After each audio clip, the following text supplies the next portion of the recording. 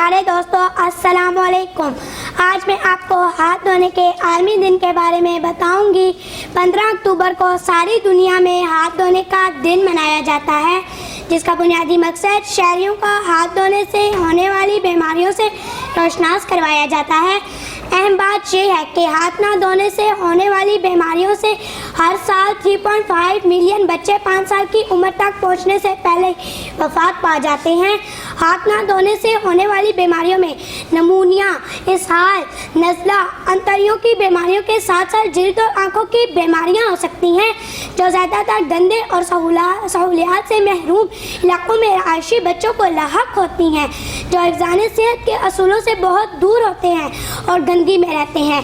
हम अपने हाथों से अपने जिस्म में जरासीम दाखिल करते हैं, जो हमारे लिए खतरनाक साबित होते हैं।